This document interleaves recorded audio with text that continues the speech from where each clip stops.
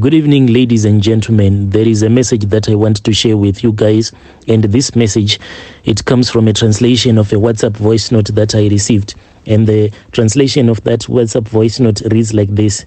Hello, my brother, how are you? Can you please post my own story as hidden identity? My brother, my story, it happened a very long time ago, and I am so sorry to the woman that ended up losing her life. Because when she lost her life, then her kids became orphans, all because she had tried to steal my husband from me. And I had suffered so much with my husband. What had happened is that me and my husband, when we started dating, I was still in high school, and he was a hustler. My husband at that time, he was just going around selling some stuff that he would have purchased. He would buy these items. It didn't matter if he would buy these items from guys that would have stolen these items. Well, when I met my husband, he used to give me a lot of money, and that is why I ended up falling in love with him. After I had started sleeping with him, my brother, I then fell pregnant, and I could not complete my high school. I then started staying with my husband. When I started staying with my husband, this was in the year 2005.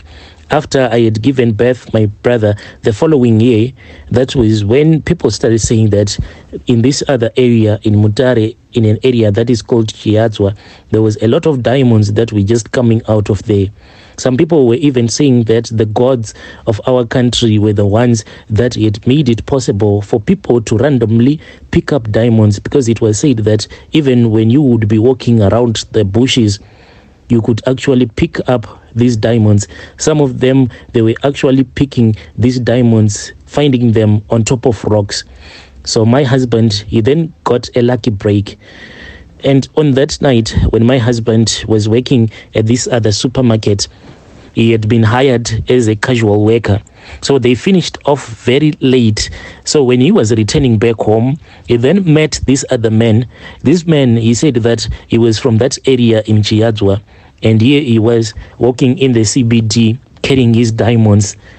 And he spoke with my husband, and he said to my husband, he had arrived in Harare and he wanted to see his other relative so that the relative can help him to sell the diamonds. But now the relative was not picking up his phone, and his phone as well, it had died down. The battery was low.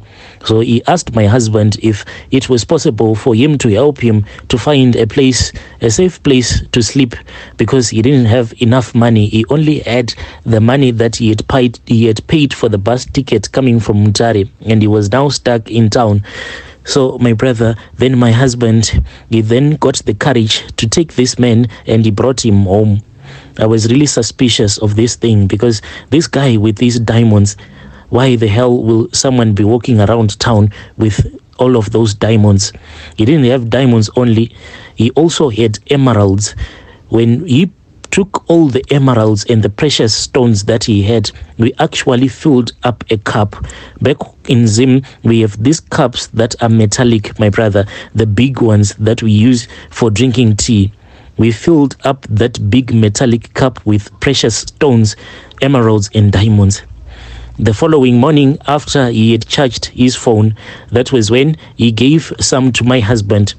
This man, I don't know if it was because he came from the village where these diamonds were being picked up from everywhere.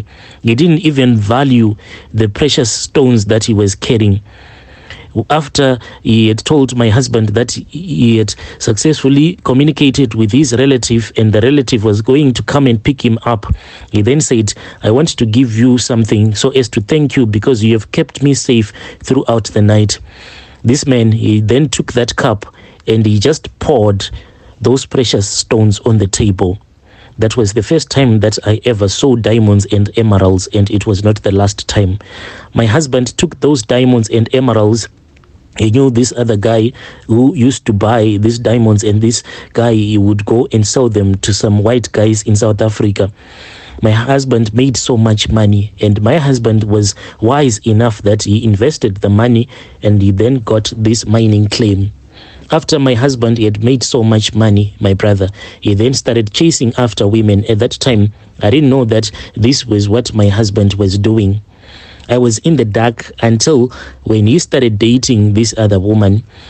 This woman, she thought that she was the one. The day that she found out that she was not the one, instead of her picking up and letting go of my husband, she then chose to fight me. This woman, my brother, she then started going around visiting a lot of prophets, trying to have me killed. I suffered so much, not like my husband was beating me up or not giving me money. There was too much money in the house, but my husband, he was never there. I was just married in name, on paper only, since my husband and I, we have a court wedding. But he was no longer in that relationship physically and spiritually. I then said, what am I going to do? Because I am now like a widow when my husband is still alive. Most of his time, he would spend it with that woman. I tried by all means to be clean so that my husband, whenever he would return back home from his side chick, he would find me to be attractive. But it was as if I was something that was smelly. After I had gotten sick, that was when my husband said, I cannot take care of you anymore. And our maid, my husband, he had hired a maid for me. My husband said that if you die and this maid is the one who is taking care of you, then it means that I have to pay this maid, because at that time, the way that I was sick, I could not even go to toilet by myself. I would just poo wherever I was. So this maid, she was the one who was bathing me. She was the one who was feeding me. So my husband said that this one, it was a dangerous thing. In our language, we call it ngozi. Taking care of someone who is not blood related to you, touching their poo and cleaning them, it is forbidden. And if that person dies, then the relatives of that person, they have to pay you. And if they don't pay you, the problem will be that by the time that you will die, then it means that you will be that ngozi in their family. You will be a spirit that will forever be troubling their bloodline, because you would want to be paid before your spirit can rest. So this is the argument that was brought forth by my husband. He said that I can't pay this girl if you die whilst she is taking care of you. Then my husband spoke with my relatives, and since my relatives knew that their son-in-law is a wealthy man, they could not argue with him. I was then taken back to my people. I then started staying with my uncle. So my uncle, he is such a dreamer. The very first night, when I spent the very first night at his house, he woke up and I heard him screaming and insulting evil forces. This was late at night. Then the following morning, he then told me that this sickness that was afflicting me, it was not a natural affliction, but there was someone that was doing bad stuff to me. And men, they are quite dangerous. My husband, what he had done is that he had brought his side chick into my bedroom. When he had brought my side chick into my bedroom, this side chick of his had stolen some of my personal items. And after she had stolen some of my personal items, she then went to her prophets, and then they did whatever that they did. And my uncle then said that he had a dream. In his dream, his ancestors showed him the whole process that they did. They took this underwear of mine, all of these things that they did, the rituals that they did, they were standing in the river. Then they slaughtered a chicken. Then they poured some blood that was coming out of that chicken that they had slaughtered on my underwears. And after that, then they tied that underwear of mine. Then they made some curses and they threw that underwear of mine into the flowing river. And that woman said that as long as the river would be flowing, so was I supposed to be on my period forever. That is why my husband was no longer finding me attractive, because what will happen is that after sleeping with me, when he would pull out his manhood from me, then he would see that it would be full of blood. And he would insult me a lot, and he would say, why do you sleep with me? Why do you let me sleep with you when you know very well that you are on your periods? So this thing, when it started, I could not understand what was going on with me. because soon after sleeping with my husband, when he would get so angry and rush out of the house and switch off his phone because he would be angry as to why I would have made him to sleep with me when I would be on my periods. So he thought that I was using some charms on him. My brother, I would go to the bathroom and I would take a bath and I would take a bucket, wash my private parts, and to my surprise, when I would put a finger there to clean myself, it will come out clean. Whenever I was with my husband, I was always on my periods until he finally left me. And then I got so sick, and when I went to my people, that was when my uncle's ancestors showed him everything that had happened. If they had only ended with the rituals that they did at the river, maybe it was better. But this side chick wanted even more. What she did then, but this side chick, she even wanted more. She wanted me to die. I was told that the prophet then took some dog droppings and then she wrote my name and my surname and my clan name. In my husband's side chick, she then started cursing me, and she said that just like someone frowns upon dog droppings, this is what is going to happen to you. Whenever your husband looks at you, he will never find you to be attractive. Rather, he will frown upon you as if he has seen dog poo. My brother, that is how I nearly lost my husband. Well, I was not going to let it go. My uncle then asked me what I wanted to be done, since he knew this other man, but he said that this man was going to be very expensive. I said to my uncle, you have to do whatever you can, because I want this woman to suffer the way that she wanted me to suffer. That is what I want to be done to her. So my brother, me and my uncle, we then traveled to this other village where his friend was staying. Even right now, I know that a lot of people that used to come on radio back in those days, some of them, they were pastors. There was this other program whereby early in the morning at the radio station where they used to come and preach. Some of them would come and preach late at night. That traditional healer then said, do you know such a person, pastor named Eden? Then I said yes. Then that traditional healer said that one, he comes here, he is one of my best clients, he pays very well. So these men, they used to come, then they would get their powers from that traditional healer that my uncle took me to. Then that traditional healer said, what do you want me to do? How do you want this woman to die? And I then said, the same way that she wanted me to die, that is the same way that I wanted her to die. But this traditional healer then said that I think that since I am able to give you back your husband, why don't you let this woman go? He then said that you are not the creator. In our country, we say Mskavano. He then said that you are not Mskavano, meaning that you are not God who can judge, who can take another person's life. That was just a piece of advice that he gave me, but I insisted and I said, since you said you have the powers to destroy her, I want her to be destroyed.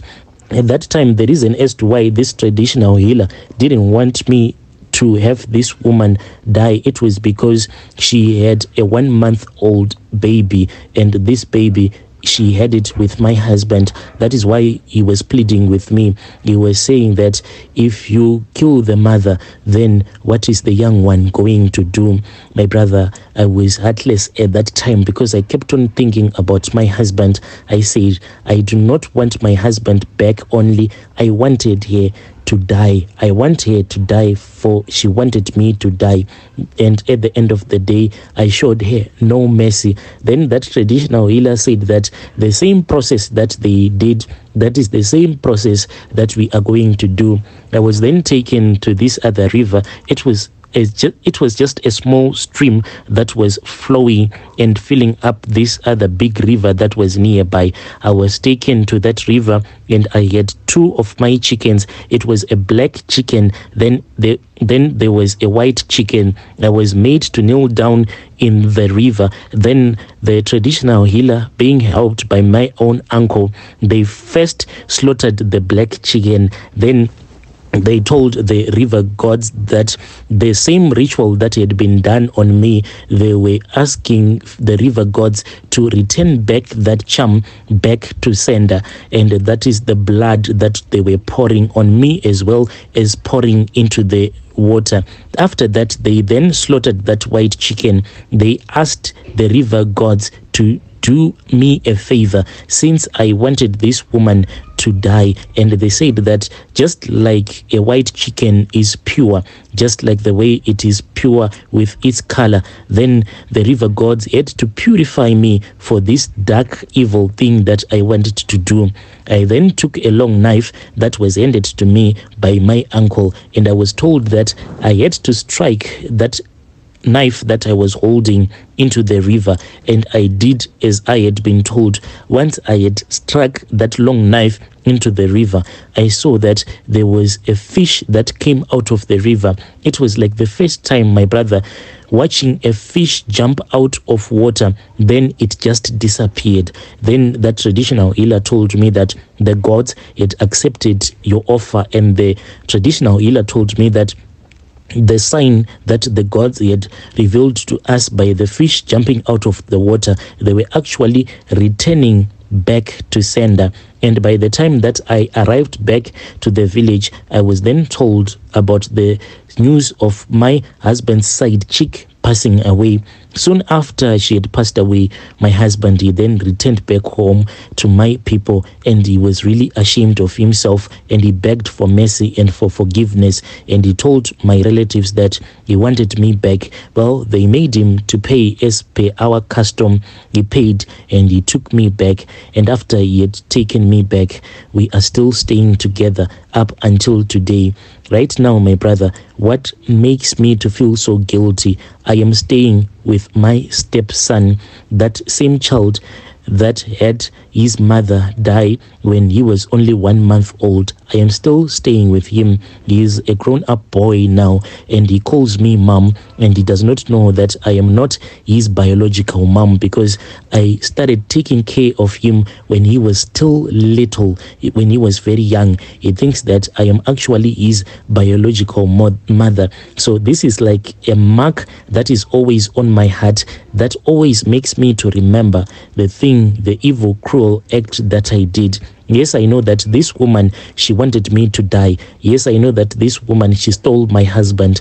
But like that traditional healer said, I do not have the right, I didn't have the right to take my husband's side chick's life away. But I did it out of anger. Each and every day, I try by all means to beg God for forgiveness and mercy. I never saw her ghost, because the traditional healer washed me with some powerful herbs, and these herbs, they were going to make her ghost not to see me. And for many years, I can see that these herbs, they have worked. I have never seen or dreamt of her spirit. This is my own story. Yo, dear listeners, right there was a message that was sent to me by our dear sister, and that was a translation of that voice note that was sent to me. Yo, Africa,